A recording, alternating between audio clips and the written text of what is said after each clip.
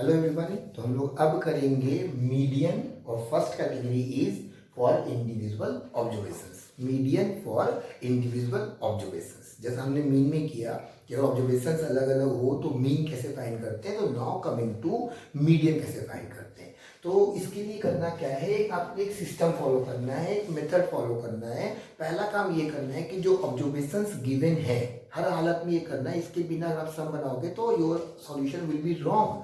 कि आपको जो ऑब्जर्वेशंस गिवन है आप उन ऑब्जर्वेशंस को असेंडिंग और डिसेंडिंग किसी भी एक में असेंडिंग या डिसेंडिंग ऑर्डर में अरेंज करोगे। इस अरेंजमेंट को हम लोग एरे कहते हैं, ARRAY एरे कहते हैं। आप असेंडिंग भी कर सकते हो और वो डिसेंडिंग भी कर सकते हैं, दोनों में से कोई एक करना। तो ये करना कंपलसरी है, एरे अरेंज करना कंपलसरी है मीडियन को फाइंड करने के लिए। ऑब्जर्वेशंस को असेंडिंग और डिसेंडिंग ऑर्डर में अरेंज करना है, स्टेप 1। स्टेप 2 में अब आप उन ऑब्जर्वेशंस को काउंट कर लो कि आपको क्वेश्चंस में कितने ऑब्जर्वेशंस मिले हैं।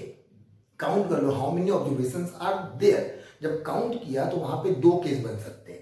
फर्स्ट कि जो नंबर ऑफ ऑब्जर्वेशंस गिवन है वो ऑड नंबर में है, लाइक आपको 9 ऑब्जर्वेशंस मिले हैं, 11 ऑब्जर्वेशंस मिले हैं, 13 ऑब्जर्वेशंस मिले हैं, 15 मिला है, 17 नंबर ऑफ ऑब्जर्वेशंस ऑड है। या second number of observations even. तो दोनों कैटेगरी में मीडियन को फाइंड करने के लिए थोड़ा अलग प्रोसेस है कि अगर ऑड होगा तो मीडियन ये वाला होगा, अगर इवन होगा तो मीडियन ऐसे वाला होगा। तो हम लोग देखते हैं कैसे कर सकते हैं। तो पहले फॉर्मूला वाइज ही कर लेते हैं, फिर दोनों कैटेगरी का एक एक एग्जाम्पल कर लेते हैं। तो आपको क्या करना है, मीडियन फाइंड करने के लिए स्टेप फॉलो करना है। Step 1 will be arrange the array. Arrange the array. Array का मतलब सिर्फ असेंडिंग ऑर्डर नहीं है। बहुत लोग बोलते हैं कि only ascending order, but this is wrong. Ascending order और डिसेंडिंग ऑर्डर आप कुछ भी कर सकते हो, दोनों में कोई भी एक कर सकते हो, आपको पूरा लिबर्टी मिला हुआ है। तो पहला काम करना है एरे अरेंज करना, असेंडिंग या डिसेंडिंग ऑर्डर अरेंज करना। Step 2 is count the number of observations. Number of observations, कितने ऑब्जर्वेशंस मिले हुए हैं आपको काउंट करना है। हम यहाँ पे लिख रहे हैं कि लेट इट बी एन। हम लोग एन सिंबल यूज कर रहे हैं, स्मॉल एन यूज करते हैं। कभी कभी कैपिटल एन कुछ लोग कर देते हैं तो गलत नहीं है, but small is better symbol. तो मान लो एन ऑब्जर्वेशन है। और अब स्टेप 3 जहाँ पे मेन फॉर्मूला आने वाला है, स्टेप 3 के अंदर दो केसेस होंगे। केस 1 होगा कि इफ एन इज ऑड, अगर ये एन ऑड नंबर में है, 11 ऑब्जर्वेशंस है, 9 ऑब्जर्वेशंस है, 13 ऑब्जर्वेशंस है, तो मीडियन क्या होगा। तो मीडियन होगा n plus 1 by 2th observation. एकदम ध्यान से इस बात को पढ़ो, n plus 1 by 2th observation. मतलब मान लो अगर n 9 है तो 9 प्लस 1 यानी 10 बाई 2 यानी 5th observation, not 5 is the answer. बहुत बच्चे एग्जाम में 5 आंसर सब कुछ उनको आता है, इतना कुछ वो कर चुके हैं, पर आंसर 5 लेके आ रहे हैं। But 5 is not the answer. If n is 9, तो 9 plus 1 10 by 2.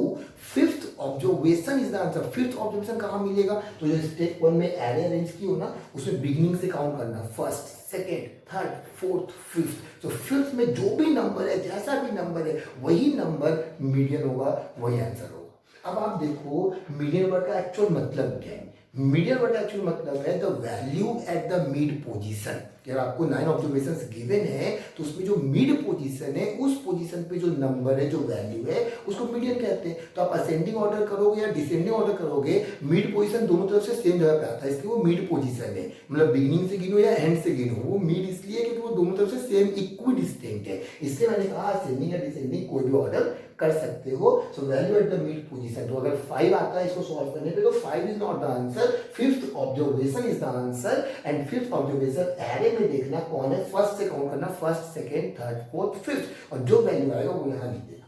This is case 1। और केस 2 इज, इसी के अंदर अगर केस 2 सोचोगे तो केस 2 बनाते हैं कि if n is even. By the way luckily अगर एन इवन आ जाए, 10 ऑब्जर्वेशंस, 12 ऑब्जर्वेशंस, 14 ऑब्जर्वेशंस, तो मीडियन क्या होगा। दोनों केस में बस आप ये फॉर्मूला वाइज याद कर लेना है और काम हो गया। तो मीडियन क्या होगा, तो मीडियन किसी एक ऑब्जर्वेशन पे नहीं आएगा। जैसे यहाँ आ गया फिफ्थ ऑब्जर्वेशन, हमने कहा अगर n 9 है तो यहाँ फिफ्थ आएगा, तो यहाँ पे तो एक नहीं होगा, यहाँ एवरेज होगा। किसका एवरेज होगा, n by 2th and n by two plus one एथ, देखो प्लस वन अलग जगह पे है, वन एथ ऑब्जर्वेशंस का, मतलब दो ऑब्जर्वेशन का एवरेज निकालना है। एवरेज मतलब दोनों को ऐड करके हाफ करना है। या तो आप एवरेज ऑफ वर्ड यूज करना, या हम और करके लिख देते हैं कि बाहर हाफ लिखकर लिख देना n by two th observation and n by two plus one एथ ऑब्जर्वेशन, इन दोनों के सम का हाफ।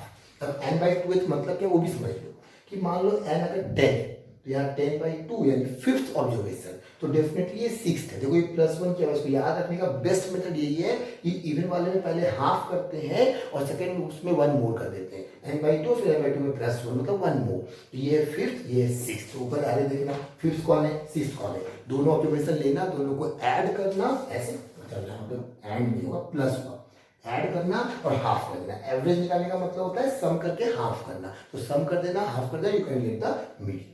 और मीडियन में भी एक बात याद रखना, जो मैंने मीन में भी कहा है कि जो ऑब्जर्वेशन में अगर कुछ यूनिट लगा हुआ है कि ऑब्जर्वेशन जो है अमाउंट है रुपीज में, तो मीडियन भी रुपीज में लिखना है। मतलब मीडियन में भी यूनिट होता है और वही यूनिट होता है जो ऑब्जर्वेशन के पास है। तो this is about the median of individual observations. आप इस वीडियो का एक बार स्क्रीनशॉट ले सकते हो ताकि आपके पास फॉर्मूला सेव हो जाए। Now coming to the examples, ठीक है, एग्जाम्पल्स देखते हैं। याद रखना एरे अरेंज करना कंपलसरी है। अगर आप असेंडिंग या डिसेंडिंग ऑर्डर में अरेंज नहीं करोगे और डायरेक्टली सम्स में मीडियन फाइंड करने बैठ जाओगे तो आपके आंसर्स रॉन्ग होंगे, आंसर कभी परफेक्ट नहीं होगा। By the way luckily 0.001% time भले ही आप लकी हो तो आपका मीडियन सही होगा। तो चलिए आपको क्वेश्चन है फाइंड मीडियन 20, 25, 17, 18, 8, 15, 22, 11, 9, 14, ये सब रुपीज है, किसी चीज का अमाउंट है। बोला गया find the median, median amount, find the median amount. तो हम लोग जब सॉल्यूशन करने बैठेंगे हम लोग के पहला काम होगा एरे, आप एरे वन लिखोगे, ठीक है। एरे में सबसे छोटा कौन है, देखो इसमें 8, हम असेंडिंग कर रहे हैं, आप डिसेंडिंग भी कर सकते हो, कोई दिक्कत नहीं, ऐसे असेंडिंग ज़्यादा कंफर्टेबल जोन पे होता है। फिर दूसरा 9, फिर थर्ड 11, फिर फोर्थ कौन है देखो आप,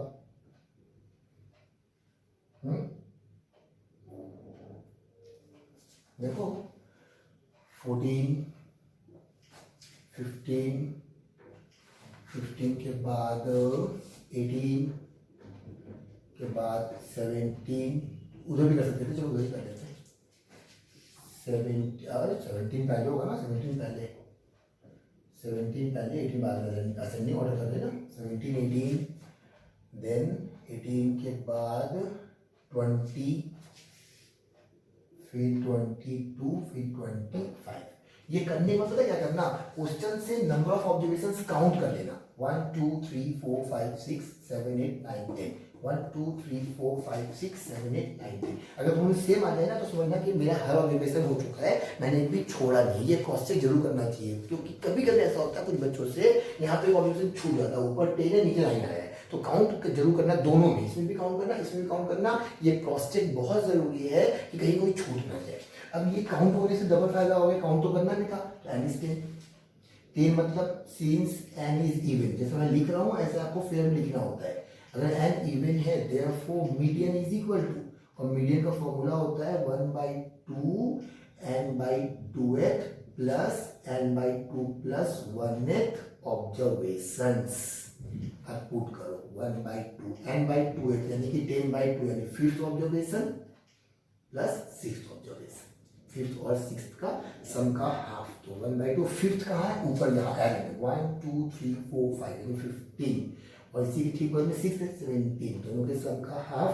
आप सॉल्व करो, 32/2 16, और इसमें आएगा रुपीज में, क्योंकि मैंने बोला है ऊपर कि रुपीज है, तो यूनिट जरूर देना है। तो this is how we can find the median. ये मैंने इवन वाला एग्जांपल लिया है, ऑड का और भी छोटा होगा, अगर मान इसमें एक कर्व भी कम कर देते हैं तो अगर यहाँ ऑड होता है तो सीधे n+1/2 ऑब्जर्वेशन, ऑड और भी छोटा होता है, ज़्यादा आसान होता है क्योंकि उसमें कोई एवरेज निकालना नहीं है, इसमें एक बार में आंसर होता है n+1/2 ऑब्जर्वेशन। तो this is how we can find the median for individual observation. अब हम लोग अगर इंडिविजुअल सीख चुके हैं तो अनग्रुप भी साथ में सीखना होगा, क्योंकि हम लोग साथ साथ चल रहे हैं डेटा के हिसाब से। तो second category is median for ungroup frequency distribution table. Formula बिल्कुल सेम ऐसे वाला यूज होता है, इसलिए ध्यान में बहुत लोग बोलते हैं कि नहीं उसके लिए कोई फॉर्मूला नहीं है, बट मैं फिर बोल दूं कि फॉर्मूला है।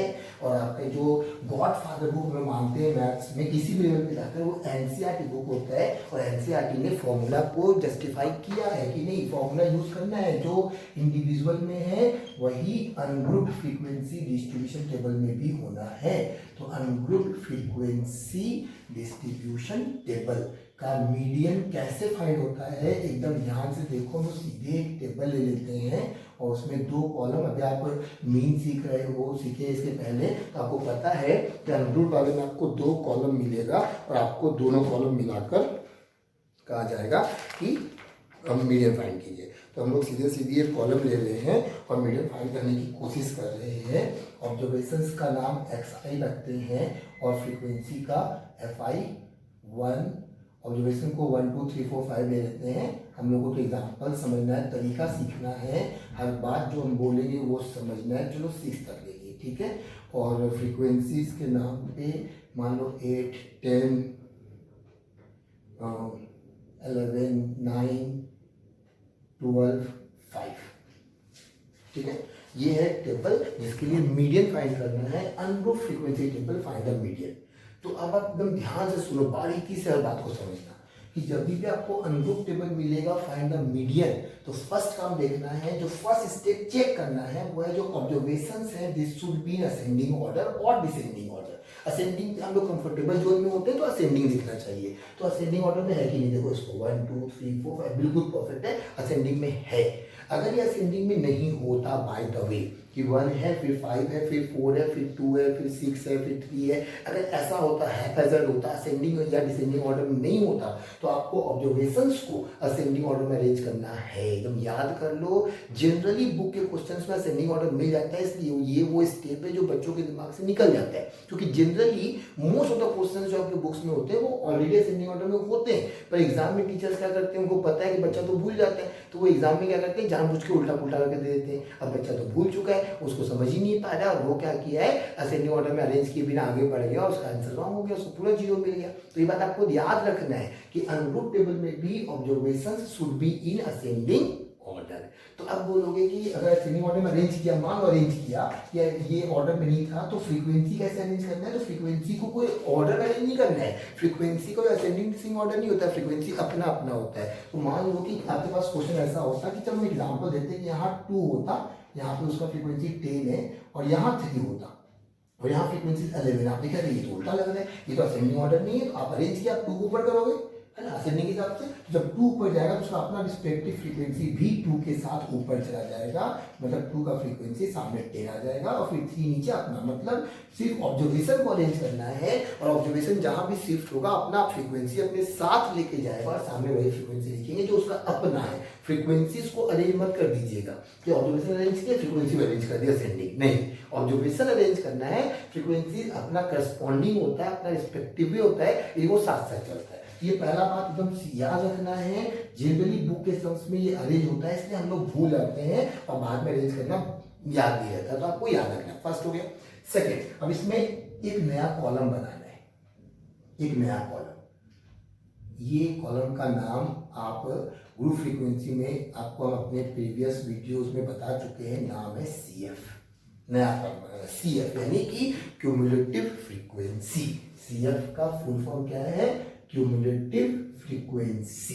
तो ये यहाँ बनाना होता है, यहाँ पे मीनिंग से मतलब नहीं, क्यूमुलेटिव फ्रीक्वेंसी आपको कॉलम बनाना है। क्या होता है पता है कि फ्रीक्वेंसी का फर्स्ट कॉपी का सिर्फ सीखो लिखते कैसे। फर्स्ट कॉपी क्या 8, तो सेकंड के लिए 8 + 10 को क्रॉस को ऐड करते हैं, 8 + 10 18, फिर 18 + 11 29 + 9 38 +12 50 +5 55। This is CF table. First copy करना है, फर्स्ट से 10 ऐड करना है, 18 फिर 18 में 11 ऐड करना है, 29 29 + 9 38 38 + 12 50 50 + 5 55। ये CF आपको जानना है। और जो लास्ट CF आया इसी को एंड कहते हैं, जो लास्ट CF आया है इसी को एंड कहते हैं। ये बात आपको याद रखना है, क्योंकि अभी जस्ट आप मीडियन सीखे हो, उसमें आपने देखा है कि you need the value of n, कि n अगर ऑड है तो ये फॉर्मूला, इवन है तो ये फॉर्मूला, ऐसा आपने किया है। तो वी नीड n, तो यही वो n है जो लास्ट CF है। लास्ट सीएफ को ही एन कहते हैं, टोटल नंबर ऑफ ऑब्जर्वेशंस कहते हैं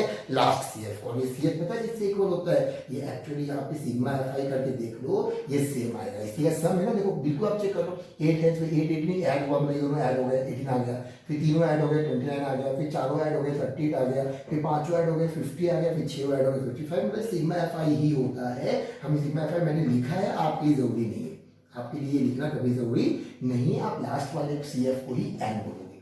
अब आपको क्या कर लेना है, ये एन क्या है, ऑड, तो सिंस एन इज ऑड, ये इवन भी हो सकता था तो ऑड है, ऑड है तो मीडियन क्या होता है, वही फॉर्मूला ऑड इवन का अपना पता चलेगा, अगर ऑड है तो मीडियन होता है n plus 1/2th observation, n plus 1/2th observation. अगर ये इवन होता तो एवरेज कर लेते n/2th और n/2 प्लस 1th का, तो n प्लस 1/2th ऑब्जर्वेशन मतलब 55 plus 1/2th observation. Number one thing जो मैं पहले भी बोल चुका हूँ कि इसको सॉल्व करने पे जो नंबर आएगा वो मीडियन नहीं है ना, ये 56/2 यानी 28th observation, 28 is not the answer, 28th observation. अब आपको टेबल से देख के समझना, और ये जो सीखने जा रहे हो बहुत नया है, बहुत वंडरफुल है, बहुत अच्छा है, एकदम ध्यान से सीखना, बहुत झकास है और बहुत सिंपल भी है कि टेबल में 28th ऑब्जर्वेशन कौन है, 28th ऑब्जर्वेशन कौन है, कैसे सोचते हैं, सीएफ टेबल को देखकर मीडियन फाइंड करने के लिए ऑब्जर्वेशन सोचते कैसे हैं, क्योंकि इसमें सीधा सीधी नहीं 20 ऑब्जर्वेशन ऐसे नहीं मिलता है। इसके पहले बहुत इजी आपने काउंट कर लिया, first second third fourth fifth, fifth में कौन है लिख दिया, यहाँ तो कोई नहीं कर सकते, काउंट तो कर नहीं सकते, ये तो टेबल है। तो 20th ऑब्जर्वेशन कैसे सोचते हैं, एकदम अच्छे से सीखना कि इस 28 नंबर को सीएफ कॉलम में लोकेट करो, कहाँ पे है, तो बोलोगे कहीं नहीं है, 28 है ही, 29 28 नहीं है, तो कौन से दो नंबर के बीच में, किन दोनों के बीच में, तो बोलोगे कि मैं आपको दूसरे तरह से दिखाता हूँ, कौन से दो नंबर के बीच में, किन दोनों के बीच में, तो बोलोगे 18 से 29 के बीच में, 28 कहीं नहीं होगा, मतलब ये नंबर को सीएफ में लोकेट करना है, कहाँ लोकेट करना है, सीएफ, याद रखना, मैं यहाँ पे डेट से लिख रहा हूँ, सीएफ में लोकेट करना है, और सीएफ में कहाँ पे, अगर एग्जैक्टली 28 मिल जाता तो गुड, उसको मैं बताऊंगा कि क्या होता, इस सब में नहीं मिला, तो 28 किन दोनों के बीच में, सीएफ में 18 से 29 के बीच में। अब इन दोनों में जो बड़ा वाला है, नियरेस्ट नहीं, nearest is not the rule, जो बड़ा है ना, अगर ये 28 नहीं होकर 19 भी होता ना, अगर ये 19 भी होता और ये 18 से 29 के बीच में आता, तब भी हम बड़ा वाला देखते, 29 को देखते, हमेशा बड़ा ही देखना है, नियरेस्ट मैं नहीं सिखा रहा हूँ, बड़ा, दोनों में जो बड़ा वाला है, तो बड़ा कौन है, 29 के सामने ऑब्जर्वेशन कौन है, 3, तो इसका आंसर है 3, मतलब इस पूरे टेबल का 28 ऑब्जर्वेशन कौन है, 3 है, तो 3 इज द आंसर। ऑब्जर्वेशन हमेशा एक्साई में होता है, तो आंसर हमेशा एक्साई से आने वाला है, ठीक है, वहीं से ऑब्जर्वेशन मिलने वाला है। ये सबको सुनाया, एक बार फिर से देख लो कि अगर यहाँ 28 है तो 28 को सीएफ में देखना है, क्या है, नहीं है, तो किन दोनों के बीच में, तो 18 से 29 के बीच में। अब इन दोनों जो बड़ा वाला है, नियरेस्ट में नहीं बोल रहा हूँ, जो बड़ा वाला है, बड़ा कौन है, 29 के साथ ऑब्जर्वेशन कौन है, 3, सो 28th ऑब्जर्वेशन इज 3। अगर बाय द वे इसी क्वेश्चन में यहाँ 28 नहीं आकर 19th ऑब्जर्वेशन भी आया होता है ना, तब भी आंसर 3 होता। क्यों, क्योंकि 19 कहाँ है, 18 से 29 के बीच में, इन दोनों के बीच में बड़ा कौन है, 29, ऑब्जर्वेशन कौन है, 3, अभी 3 हुआ होता। So nearest is not the rule, rule is बड़ा वाला, जिन दोनों के बीच में। हाँ, अब एक मन में क्वेश्चन आता है कि अगर एग्जैक्टली 28 मिल गया होता तो, मान लो यहाँ पे 28 लिखा होता, चलो मिल गया, अगर मिल गया होता तो, इसमें है नहीं, मैं ऐसे बना रहा हूँ आपको सिखाने के लिए, अगर एग्जैक्टली नंबर मिल जाए तो फिर तीन दोनों के बीच में चेक नहीं करना होता, एग्जैक्टली मिल चुका है, तो वो जहाँ मिला है उसके सामने ऑब्जर्वेशन कौन है, 2, सो यहाँ पे आंसर 2 हो जाता। अगर एग्जैक्टली वो ऑब्जर्वेशन मिल जाता, सीएफ में एग्जैक्टली वो मिल जाता, तो उसके ठीक सामने कौन सा ऑब्जर्वेशन देख लेते, एग्जैक्टली मिल जाए तो वो जिस कॉलम का उसका जो ऑब्जर्वेशन है वो आंसर, एग्जैक्टली नहीं मिले तो वो किन दोनों के बीच में है, उसमें जो बड़ा वाला है उसके ऑब्जर्वेशन को आपको मीडियन मानना है। So this is about the median of ungroup frequency table, ठीक है। हाँ, अगर ये इवन आता 56 होता तो यहाँ पे लिखते 1/2 यानी एवरेज ऑफ n/2 है, n/2 प्लस 1 है ऑब्जर्वेशन। अब 56 अगर होता तो n/2 यानी 28 ऑब्जर्वेशन और n/2 प्लस 1 29 ऑब्जर्वेशन, तो दोनों को वहाँ चेक करते, जैसे यहाँ एक चेक किए 28 के लिए, वहाँ दोनों भी चेक करते और दोनों ऑब्जर्वेशन निकाल कर लाकर ऐड करके हाफ कर देते। जनरली अगर सेम है, जैसे 20 29 दोनों देखो सेम है, 20 ऑब्जर्वेशन भी यहाँ इन दोनों के बीच में है तो उसका ऑब्जर्वेशन भी 3 है और 29 ऑब्जर्वेशन भी 3 है, सो 3 + 3 6/2 मतलब 3, ठीक है, आंसर 3 आएगा। पर आपको करके दिखाना है, ऐड करके हाफ करके दिखाना है। So this is the median for ungroup frequency distribution table, ठीक है। कितना अच्छा है, कितना शानदार है, आप देख लो। You can take the screenshot from your video also, ताकि आपके पास प्रोसेस रहे।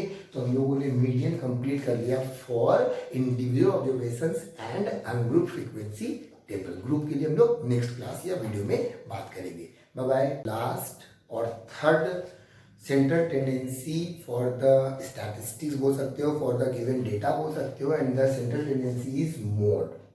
मोड मीन्स पहले समझ लो, बहुत सिंपल है। मीन और मीडियन की तरह इसमें बहुत टाइम नहीं लगने वाला है, ये बहुत छोटा है, बहुत आसान है। मोड का मतलब सिंपल मतलब है मोस्ट फ्रीक्वेंट ऑब्जर्वेशन। बस इसमें इतना ही कुछ समझना काफी होगा। मोस्ट फ्रीक्वेंट ऑब्जर्वेशन मतलब वो ऑब्जर्वेशन जो सबसे ज्यादा बार आया है, उस ऑब्जर्वेशन को मोड कहते हैं।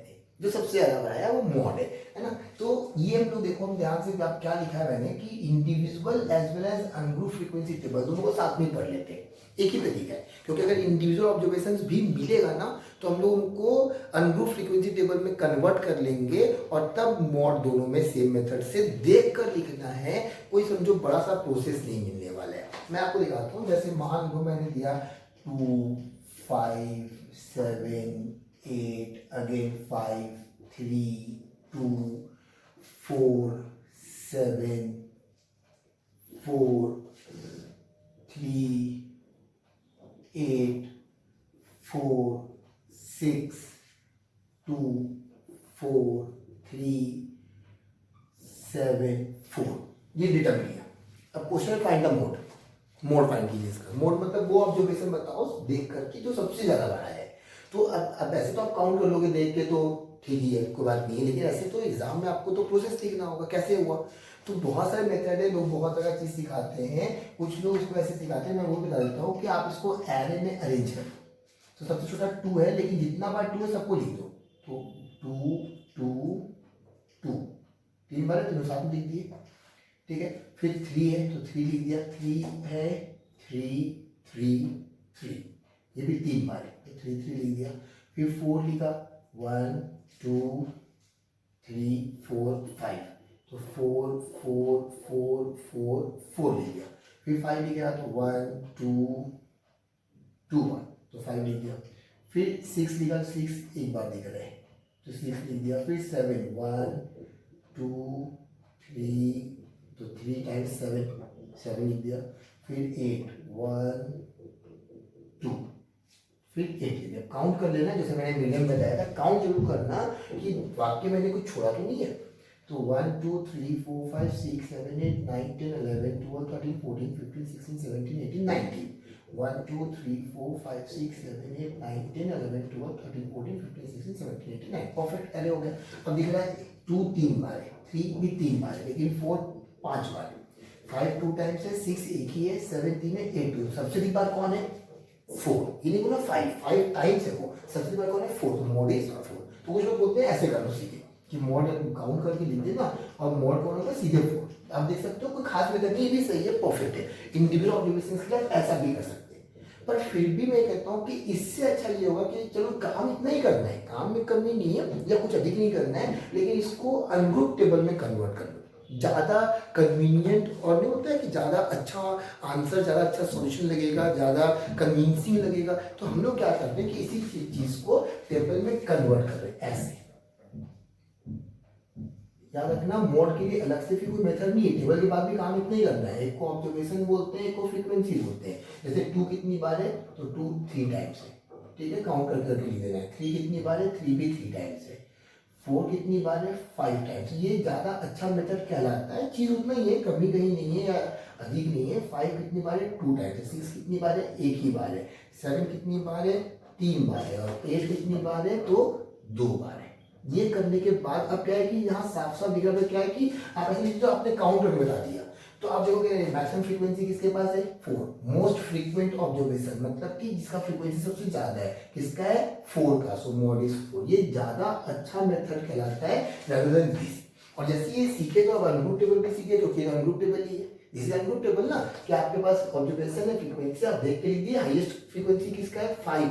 कौन है, 5। किसका है, 4 इज आंसर। 5 मत लिख देना, ऑब्जर्वेशन आंसर में आना है। किसका मैक्सिमम फ्रीक्वेंसी है, उस ऑब्जर्वेशन को लिखना। तो दिस इज सिंपल मोड, जो इंडिविजुअल डेटा बोलो या अनग्रुप टेबल बोलो, दोनों के लिए एक साथ फिनिश हो गया। सिर्फ आपको मैक्सिमम फ्रीक्वेंसी देखना है और मैक्सिमम फ्रीक्वेंसी जिस ऑब्जर्वेशन का है उस ऑब्जर्वेशन को आंसर देना।